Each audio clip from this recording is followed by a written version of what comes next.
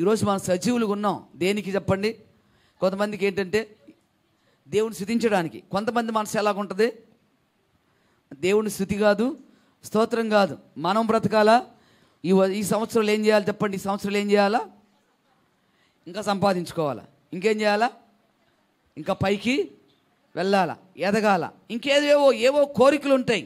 అవి జరిగిపోద్ది, ఇవి జరిగిపోద్ది, అవి జరుగుతాయి, ఇవి జరుగుతాయి. ఇలాంటి ఆలోచన, ఇవి భూసంబంధంగా జరగాల్సినవో దేవుడు జరిగించుకుంటాడు. దానికోసం నీ ఆలోచన ఎలా, దానికోసం నీ తలంపు ఎలా?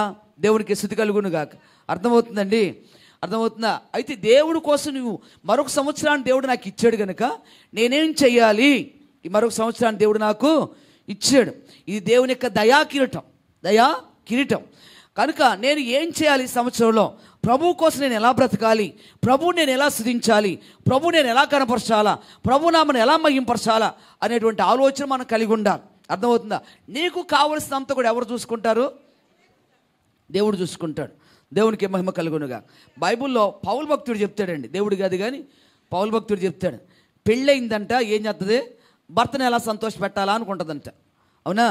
పెళ్ళైన వాడు భార్యని ఎలా సంతోష పెట్టాలా అనుకుంటాడంట. ఈ పెళ్లి కాని వాడు ఏం చేస్తాడంటే దేవుడిని ఎలా సంతోష పెట్టాలా అనుకుంటాడంట. దేవుని నామానికి మహిమ కలుగునుగా. పౌలు భక్తుడు చెప్పిన మాట, పెళ్ళైన వాడు భార్యని ఎలా సంతోష పెట్టాలి, పెళ్ళైన స్త్రీ భర్తను ఎలా సంతోష పెట్టాలి. ఈ పెళ్లి కాని వాడు ఏం చేస్తాడంట? దేవుడిని ఎలా సంతోష పెట్టాలి, దేవుని సంతోష పెట్టాలి అనుకుంటాడంట. దేవుని నామానికి మహిమ కలుగునుగా. అందుకోసం ఆయన అంటే పెళ్లి చేసుకోవడం చాలా మంచిది. నా వాళ్ళు ఒకవేళ భర్తలు పోయినా భార్యలు పోయినా పెళ్లి చేసుకోకుండా అలా ఉండడం మంచిది. నన్ను ఏం చేయాలి? మీరు నన్ను కనపరచండి, నన్ను స్తుతించండి, నన్ను మహింపరచండి, నన్ను సంతోషపరచండి అని చెప్తాడు దేవుడు. దేవునికి స్తుతి కలుగునుగా.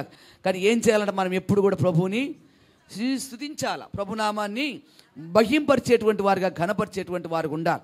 దేవుడు అందుకే మనల్ని కోరుకున్నాడు, అందుకే నన్ను దేవుడు చేశాడు. ఇది భూమి మీద ఇది ఒక బాధ్యత. దీన్ని నెరవేరుస్తూ ఏం కావాలి? దేవుణ్ణి మనం స్తుతిస్తూ. అసలు ప్రభువారం మనం ఎవరి వారం? ఈ దేహం దేవుడి నిమిత్తం, దేవుడు మన నిమిత్తం, మన దేహం నిమిత్తం. అవునా కదా? దేహం అంటే ఎవరి నిమిత్తమో? దేవుడి నిమిత్తం.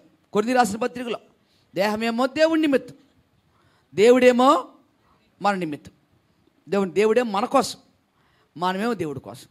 కానీ ఎంతవరకు మనం బ్రతుకుతున్నాం ఇట్లాగా చెప్పండి? ఈ మాట ఎంతవరకు నీ జీవితంలో న్యాయం జరిగింది? ఈ మాట ఎంతవరకు మన బ్రతుకుల నెరవేర్పు జరుగుతుంది? ఆలోచించండి.